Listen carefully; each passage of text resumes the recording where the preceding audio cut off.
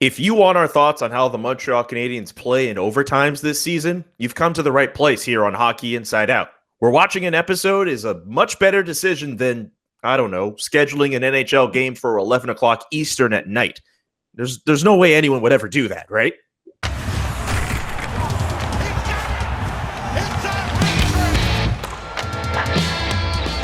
My name is Julian McKenzie, and joining me today, the usual suspects, Montreal Gazette columnist Stu Cowan, Jessica Rusnak of CBC Daybreak Montreal, and former Montreal Canadiens defenseman and NHL assistant coach Rick Green. Rick, Rick always likes to make the joke about how if he were playing in this day and age, he would never be selected for 3-on-3.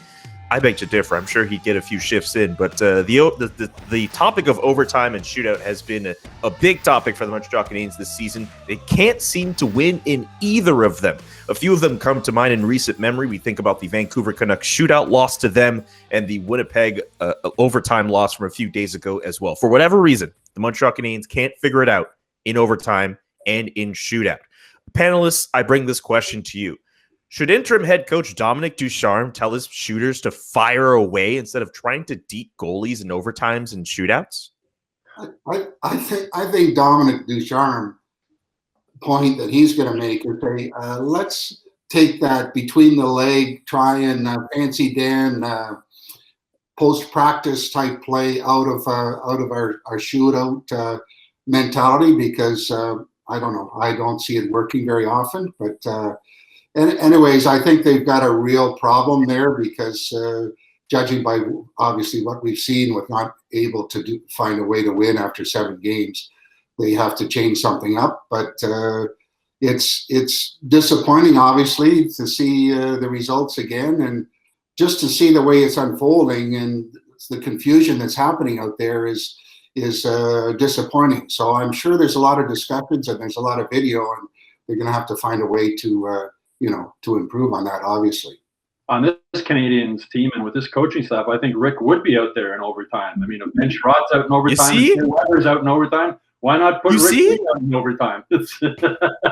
I don't understand the player selections in overtime. Now sending Philip Danault, who hasn't had a goal in about a year, out there to start yet again. But the shootout, I always wonder, like, why does everybody try and deke? And especially going to their backhand. Come in, pick a corner, and shoot. And the ice isn't very good. I mean, they scrape it with a shovel or whatever after the third period, but the ice isn't good. We saw that with Jonathan Drouin, where the puck just bounced over his stick. I don't understand. Just come in, pick a corner, and shoot the puck. These goalies are so big also that when you try and deke, they go down, and there's not much net. I mean, Nick Suzuki made a great deke move on the goalie in his shootout attempt, and then couldn't get the puck up over the pad, and it was an easy save. So I don't understand the players the Canadiens put out in overtime, and I don't understand what they're doing in the shootout. And as Rick said, Thomas Tatar, that was a bizarre time to try that move when the game's on your stick. I think there's a lot more high chance moves you could make in that stage, but it'll be interesting. I don't think we'll see him do it again.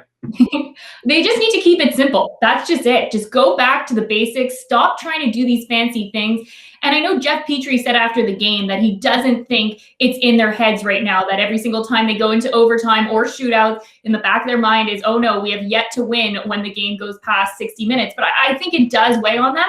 And I think that has an effect when it comes in, especially to the shootout, is they're trying to do too much because they want to win this game so badly that in the end, if they just kept it simple, it might have worked out better rather than try to use some fancy moves. Well, you mentioned Jeff Petrie there, Jess, and he's got such a good shot. Why not let him come in on a shootout and just get to the top of the slot and fire one? I don't understand.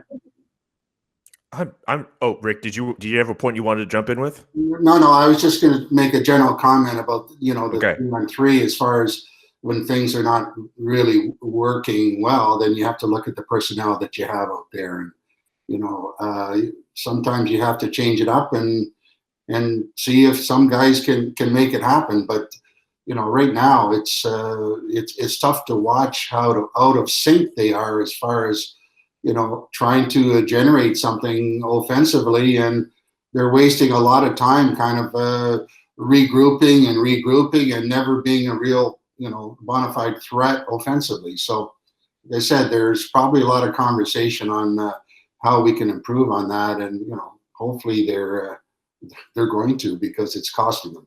I think they're thinking too much and coaching too much. I mean, 3-on-3 is shinny. Throw your 3 best players out there and play shinny and hope that somebody scores. Well, I have a counterpoint here. Let's think about the Montreal Canadiens players that they could put out in a top 3 in comparison to some of the other teams in the North Division. When they go up against the Winnipeg Jets team, I mean, and they're sending out 3 forwards. I mean, this is just my view here. I think if they don't have the best, they have at least the second best top 6 in the league. They could send out a Mark Scheifele, a Blake Wheeler, a Nikolai Ehlers. I mean, the Canadiens going up against those 3 forwards on a 3-on-3, I think they could be overmatched. The Toronto Maple Leafs, if they end up in another 3-on-3 with them again, that's Austin Matthews, that's Mitch Marner, even the Ottawa Senators to some degree as well. I mean, Timmy Stützle has been pretty good for them as well. They've shown some talent, and they play with nothing to lose. Vancouver as well. If Elias Pettersson is healthy, they can send him out. Bo Horvat as well.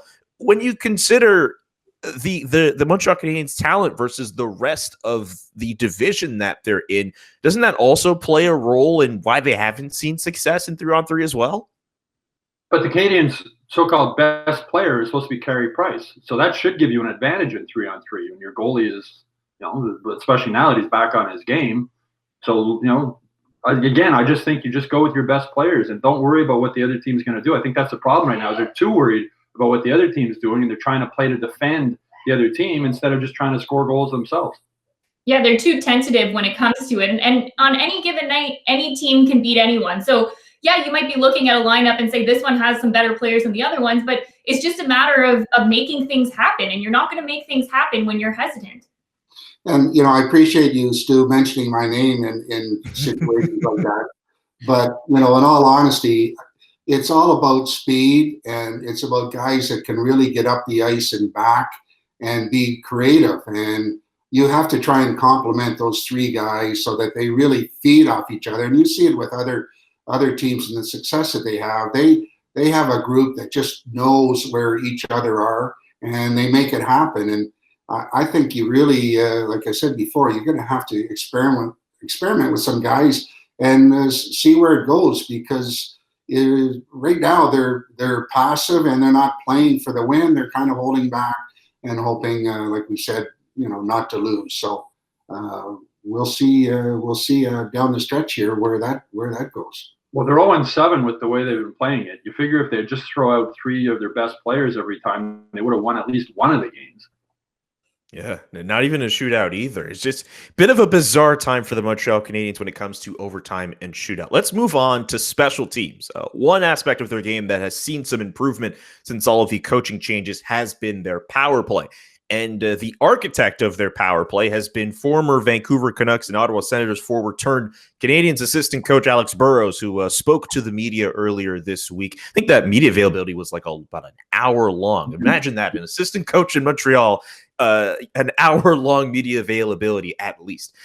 Panelists, what has Burrows done to improve the power play? And how can the Canadiens draw more penalties to kind of sustain their success on the power play? Well, the way I see it is there's improvement on entering the zone. They seem to be coming up together, and very seldom do you see them shooting the puck in. So they're entering the zone much better under control, which gives them obviously more time, puck possession, and to set up the plays that they want to set up. And I also noticed a lot more movement in the offensive zone. They've got a lot of interchanging of guys. Left, right, they're moving all about, so they're trying to draw some of the penalty killers out of position. And the bottom line for me is net presence. They've got whether it's Perry or it's Toffoli, whoever is out there, they are in front of the net, and they are causing lots of problems by just being in front, setting up screens, and opening up opportunities for pucks to get through. You look at Petry's goal, just a shot to the net is a threat, because there's so much traffic and the goalies can't pick it up, and they're finding ways for pucks to get through and score. So those few areas I think are making a big difference, and obviously the results are happening because of it. I liked in the media availability with Alex Burrows this week how he said that even though he wasn't necessarily on the power play with Vancouver, he would sit in those meetings because if they ever needed another guy to come in, he's ready to go. So this has been an area of play that has worked out really well for him because he's been studying it for so long. I think also the fact that he's only a few years removed from playing in the NHL. He's 39 years old. He has a good connection with the players. He even said, I'm kind of more of a brother figure rather than a father or uncle when you think of with coaching. And I think he has a great job of relaying the message and getting them to be more aggressive rather than sitting back and waiting for an opportunity. They're going out there and they're creating opportunities. And so far it's been able to pay off. Yeah, it was awful nice of the Canadiens to actually let an assistant coach talk to us. It happens so rare, and Burrows was fantastic. He spoke for about 15 minutes. I don't understand why the Canadiens don't do it more often. I think they forget that Burrows wasn't actually speaking to us, the media. He was speaking to the fans through the media. And I think fans are interested in knowing different things about the team. And it was interesting to hear Alex Burrows talk about his thoughts on the power play and how he thinks it works and his relationship with the Canadian Twins. So I don't know why they don't do it more often, but it was nice that they did. Burrows talked about the wolf pack mentality that he wants on the power play and stressing the importance of getting rebounds and getting pucks for second chances. And I was sort of thinking, well, did they not know that before? Like, the key to the power play is keeping the puck in the other zone. Like, did it take him to tell them that they have to fight harder to get the puck back when they lose it? I guess it did, because they're doing a better job of it. Also, he also mentioned the thing I liked is he said that most of the good power plays in the league have had the same guys for 4 or 5 years together. And I think that continuity is important on a power play. Everybody's sort of, when power play goes wrong, people want to break it up and put different guys, but he's got the 2 units. He's kept them together. 1 unit has scored all the goals up to this point. But I think that continuity going forward will help the guys. They'll get to know where each guy is. They know that little between the legs pass that we've seen Corey Perry make to Brendan Gallagher a few times. They've worked that out. So Burrows has really done a nice job with that power play since taking over. And without taking anything away from Alex Burrows and the job he's doing, obviously it's a good job. But I think people have to understand too that it's not a one-man show. There's a lot of discussions that do go on with Dominique Ducharme and anybody in the coaching staff to say, hey, listen, what do you think about this? What do you think about that? The message is delivered, and a lot of the information is given through Alex, but there is a lot of discussions that go into preparation of, okay, what's the best way to execute against any opponent, and then they draw their game plan up, and then hopefully will execute it. And as far as Canadians trying to draw more penalties, there's only one way of doing that, and that's to have the puck more than the opposition. And when it comes to offensive zone play, you just make sure that you are driving the net and forcing the defenders to either hook you or pull you down, because obviously penalties are a big part of the game. And if they have that puck more often than not and are really playing hard like they are, they're going to get their share of penalties against them. Yeah, every time there's coaching changes, you always hear a fresh voice. And I think Alex Burrows is a perfect example of just a fresh voice coming in on the power play, I guess, and getting his message through. And the thing that really came across during that video conference is just, all the players have talked about the enthusiasm that Burrows has brought to the team, and it came across in the video conference. I mean, he's just a confident, enthusiastic, energetic guy. A guy who was never drafted in the NHL, played 3 years in the East Coast Hockey League, talked about how he was ready to pack it in and go become a phys ed teacher. And then he got a call to go up to the AHL and play for the Manitoba Moose, and the rest is history. So his fresh voice has resonated in the locker room, and it's been working on the power play. It's going to be interesting to see how it continues moving forward. My favorite quote from that availability, when, as Jess brought up, when he talked about sitting in those power play meetings in Vancouver, even if he didn't get much power play time, said it was a lot better than hanging out in the players' lounge eating bagels. I really like that quote from Alex Burrows. I hope we get to talk to him more in the media as the season goes on. Speaking of coaches, Dominique Ducharme. Maybe it might be a bit early to talk about how well he's done so far, but maybe it isn't. You got to consider the market that we're in. Let's get to this question here. What are your takeaways from Dominique Ducharme's first few games as head coach? Well, I think it's a little bit tough to judge because of the condensed schedule this year, that he doesn't have the same kind of time frame that he would during a regular season, would have more practice time to implement his system. Also with the travel and everything, like for example, this week they left on Sunday to go to Vancouver, so there wasn't that much time.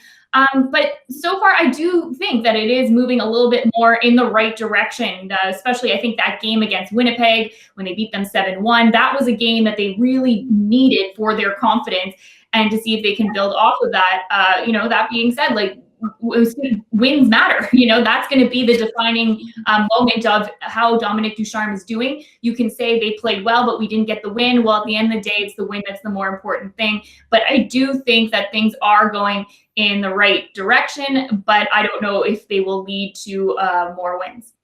Yeah, when Marc Bergevin hired Ducharme, he talked about him being the new look type of coach, and we see that in his video conferences. He's a very cerebral guy, a very bright hockey mind, and the way he describes the way he wants things done, and this sort of supporting the puck and creating 2-on-1 opportunities all over the ice. I keep wondering, how much better the Canadiens would be now if Marc Bergevin had hired him a week earlier and given him that full week to put the system into place. The guys have been learning on the fly, but they seem to have bought in. I mean, they really seem to have bought into what he's trying to do. We've seen, the Danault, Gallagher, Tatar line bounce back and play much better. Tatar spoke the other day about how it is, guys staying closer together, supporting each other on the puck. So it was a tough situation Ducharme was thrown into, but he seems to be he's been able to get his message across, and the guys seem to be buying into what he wants to do. We've seen the results defensively, 1 goal in the last 3 games, heading into the late night game in Vancouver. Carey Price playing better also, but they're look like just a more cohesive team since he's taken over. And I think it's fair to say that, when they make coaching changes like they did, that's a big move.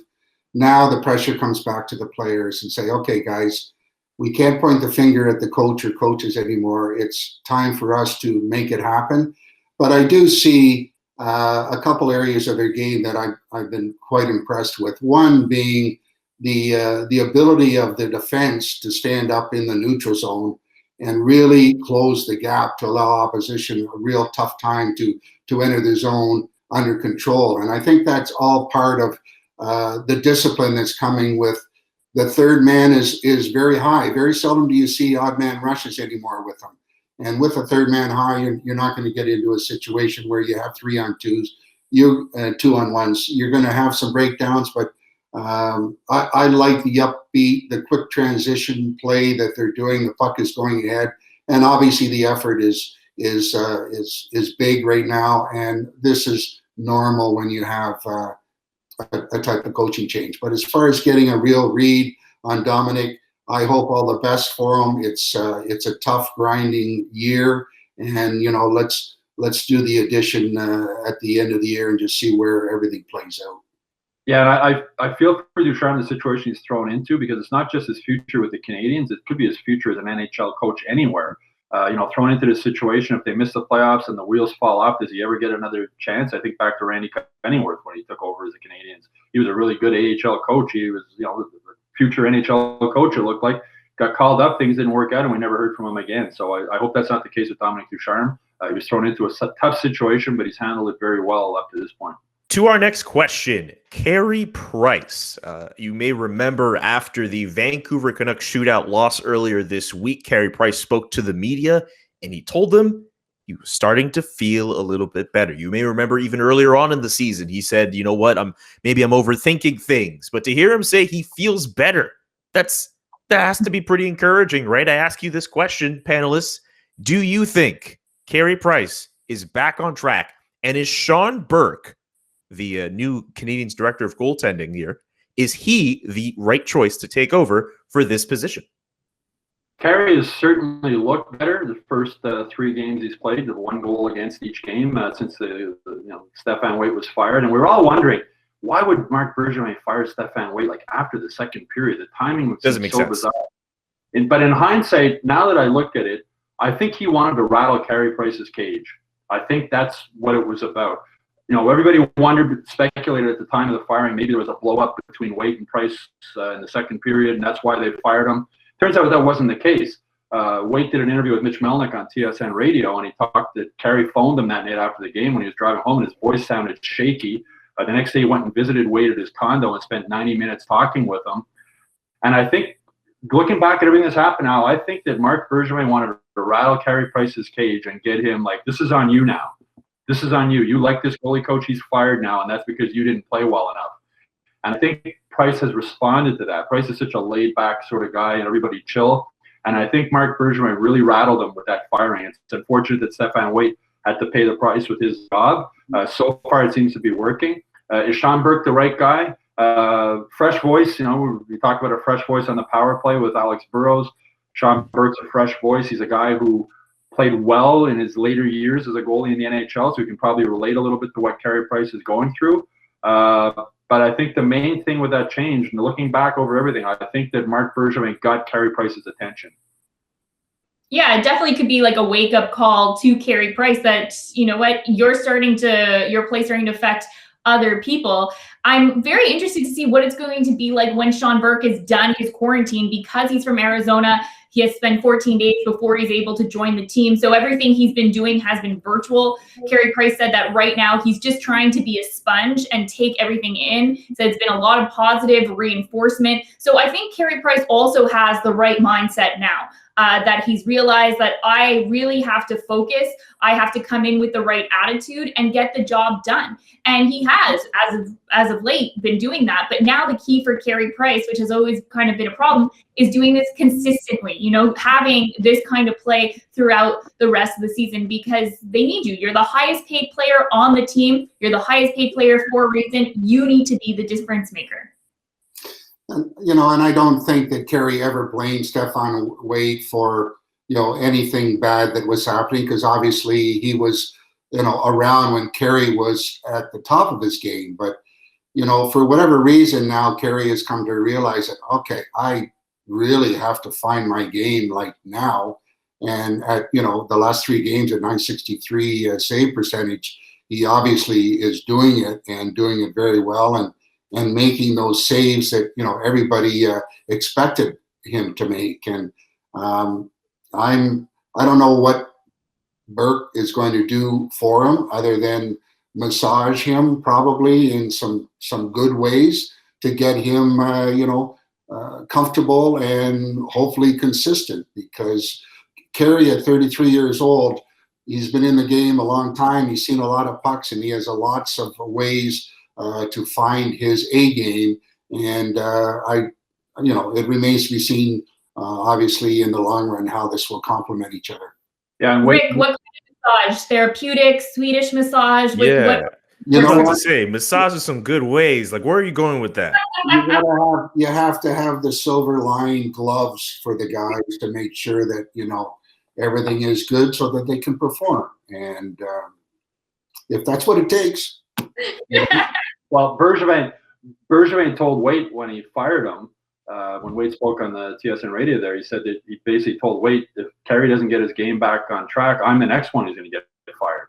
Mm-hmm. So, again, this is Bergevin, it's survival mode, right? I wrote a column last week how the Canadiens are like Habs Island now. It's survivor who gets voted off next. And Bergevin realized he had to get Carey Price back on track. The other interesting thing that Waite said is he talked about, they asked him if Price was 100%, and he said no. And he said, he's got a history of hip problems and knee problems and back problems. So that's, when the guy's got 5 more years left on his contract at $10.5 million a year, it explains also why Marc Bergevin was so quick to sign Jake Allen to an extension, because he realizes that Carey Price's body is older than his age, and they've got to pamper him moving forward. And Marc Bergevin hitched his cart to Carey Price when he gave him that 10-year, $84 million contract, no movement clause.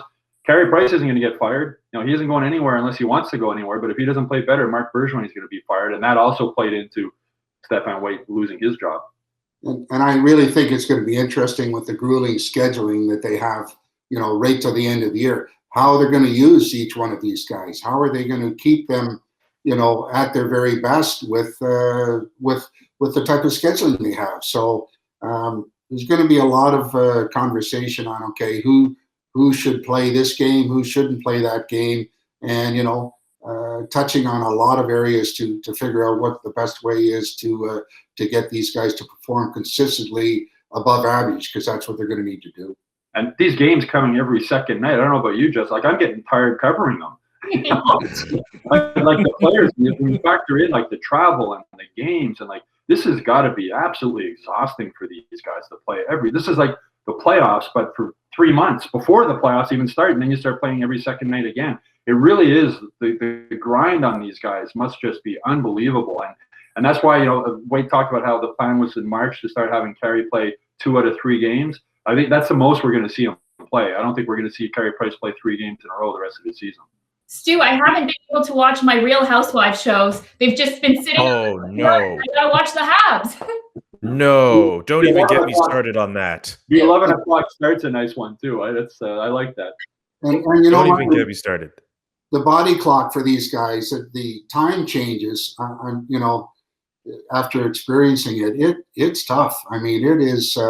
It's confusing, and it's not like, you know, they're in one zone. They're bouncing around. I remember coaching in LA just as a coach, and you know, I had the utmost respect for a guy like Dion and Dave Taylor that played out there for so many years and dealt with that type of scheduling. And of course, there was no such thing as charters, right? So one game, you know, resulted in a 3-day trip, and then not to mention the time changes in each one of them. So. Anyways, they have their work cut out for them, and hopefully they'll find a way to survive it, because it's going to be a battle. For sure. Maybe some of those I'm just laughing at that Real Housewives that reference. That was really good. I also watched The Bachelor on Mondays. Up until this point, I was getting pretty lucky with it. Even that 10 o'clock game on Monday, that still helped me out. We're getting close to the end of it. Anyway, let's get to our final question here. I'm not going to talk about The Bachelor. I know that might upset some people. Steve Faggy, notably. One free agent who has yet to play a game for the Montreal Canadiens is Michael Frolik. Do you guys remember Michael Frolik is on this team? Did you know he's only played like 2 games with the Laval Rocket to this point? Do you think Michael Frolik is going to get into a game this season? He has to, right? I don't know. I think the signing of him was just, kind of as an insurance policy. If they needed to have a guy who's a proven NHLer, he's now towards the end of his career. So it was an easy signing for them. But I don't necessarily think he will get into any games with the Canadiens, especially as you mentioned that he's only played 2 games with the Laval Rocket, and I believe he's yet to pick up any points there. But I'll be more surprised if he does get into the lineup. I think you're right. You know, he's a depth guy that's there in the event of injury, and I don't see him. If there was a situation that he could have had an opportunity, it probably would have happened by now. But right now, I think moving forward, I see a guy that's just there for insurance in the event of injury, and that's it. That's all. Yeah, I mean, he knew what he was signing up for when he came here. Taxi squad, a depth guy in case they had injuries. I mean, it's amazing. 20-odd games into the season, there's been almost no injuries. Anderson had the lower body injury, and Armia had the concussion, but that's it. So I'm sure he figured he would get in just because you figured there's going to be injuries. There hasn't been. I feel for Frolik, you watch practices in Brossard, he's always the last guy on the ice. He's like wind sprints and skating hard and doing everything he can to keep himself in shape. I mean, they sent him down to Laval to play a couple of games. He hadn't played a game in over a year. But the salary cap comes into play here also. The Canadiens are trying to save as much cap space as they can leading up to the NHL trade deadline in case they want to move there. There's also the possibility of Cole Caulfield joining the team later. They need to make room for him. So I think the only way Frolik gets in a game is if there is an injury, and they'd have to bring him up on an emergency basis. But even if he doesn't, I mean, the guy who's played 2 AHL games in over a year, people keep saying, put Frolik in. Why doesn't he get a chance? If you haven't been, Rick, imagine not playing an NHL game for over a year and then getting thrown in. It wouldn't be easy. No. Yeah, no way. And depending on who you're playing against too, right? You put him against like the Edmonton Oilers, and for whatever reason he ends up in a mismatch against Connor McDavid. Yeah, that's not going to look too good, right? Yeah, I mean, not to say he would, but imagine. Mm-hmm. Yeah, I think that's. Go ahead. He's a veteran. He works his butt off when you watch him on practice. He's done everything the Canadiens could have expected of him, and unfortunately for him, just that opportunity hasn't come up yet. That'll do it for this week's episode. If you have a question you'd like to see us take on, please add it to the comment section below. Visit hockeyinsideout.com to check out our full episode.